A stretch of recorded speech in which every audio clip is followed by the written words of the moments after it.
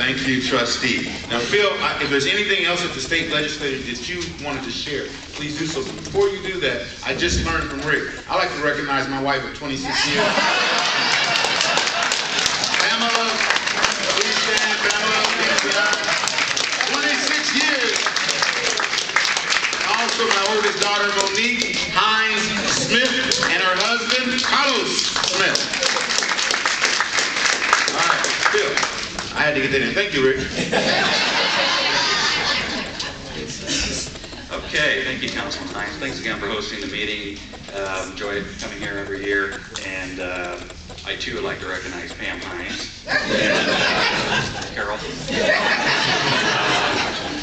If I can, I just want to talk briefly, just to let you know, down in the state legislature, I chair the Rules Committee, and if those of you that aren't familiar with that, what that means, we're actually a little busier here toward the end of the session than in the beginning, and frankly, bills that come from the, that are assigned to the Rules Committee, they struggle a little bit. Frankly, most of the time they don't receive a hearing, and so that's my job sometimes is to kill bills. I know I'm not a very glamorous job. However, we did get to hear one the other day. It was in the form of a resolution.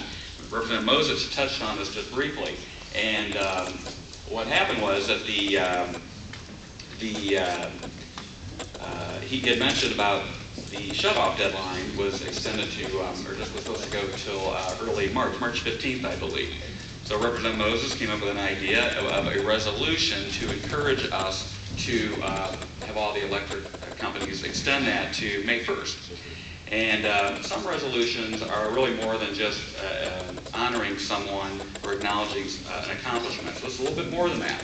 So we decided to have a Rules Committee. So I have my first Rules Committee. And to show you the power of the Rules Committee, we passed a resolution on Monday around 3 or 4 o'clock in the afternoon. 2 hours later, got an email that Vic Bechter in Evansville decided to extend the moratorium for shut-off till May 1st. So the power of the Rules Committee.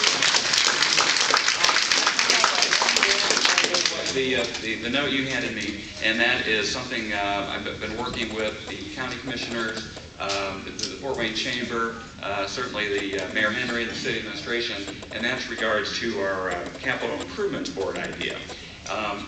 Very briefly, we actually have a Capital Improvements Board. I didn't realize till I got into this. It's a convention and tourism board, and that board oversees the Grand Wayne Center.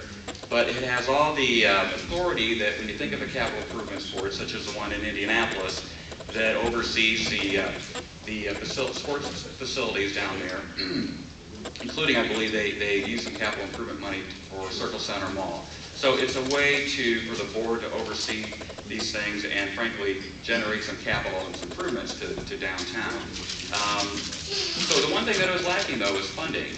And the idea is to take the supplemental fund that from food and beverage tax that is now currently directed to the Memorial Coliseum. After they pay off the bonds each year, there's some money left over. So the idea is to redirect that money to the new Capital Improvements Board. It's a politically even board, 3 members chosen by the county commissioners, 3 by the mayor, there's 6 to pick the 7th. And the idea is, you know, we're really going to be struggling here in the coming years with tax dollars, tax revenue. And is there a way that we can best maximize the use of the tax dollars that we do have? Sort of looking at the big picture in the city and the county, and where best can we make improvements that will build capital, that will attract jobs to our area. So that's moving right along. It's in the Senate now. We'll continue to monitor that and try and get that passed. In my other job as utility services manager for the city, over city utilities, customer service, and of course our 311 call center. Been up and running for a couple years. It takes a little while. You know, you add a department, then you refine it, you decide what are we doing right and wrong. Lastly, back in December, we added animal care control, so we've gotten all the big ones on now. It's going well. For those that question us the importance of 311, so far I think we've had Bob or Kennedy, wherever he is, you can remind me, we've had a snow, a blizzard, a flood. We've had an ice storm with 200,000 people without power. If those of you that work for the city know how difficult it was to shift everything to the Omni Center, bring in phones, find people to staff the phone, well, guess what? We already have that now. with our 311 call center. It's an easy number for people to remember to call with any sort of complaints or emergency, 311.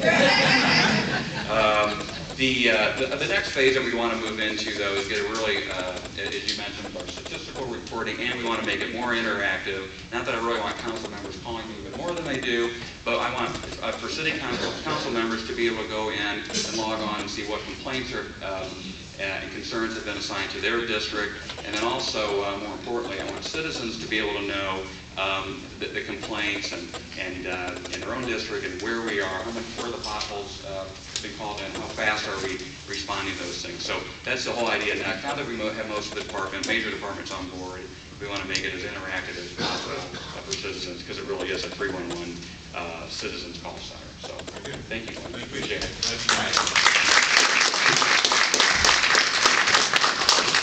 Thank you, Phil. You broke the mic. Sorry. All right, we'll manage to do this.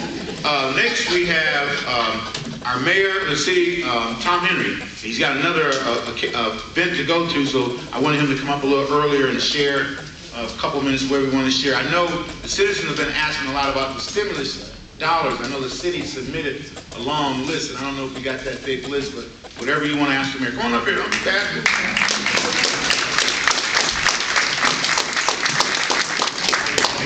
You okay? I haven't matured yet either to the point of Representative Moses giving a speech, but I can see that Representative GiaQuinta is well on his way. Actually, all I'm going to do is to thank you for the opportunity to spend a few minutes with you this morning.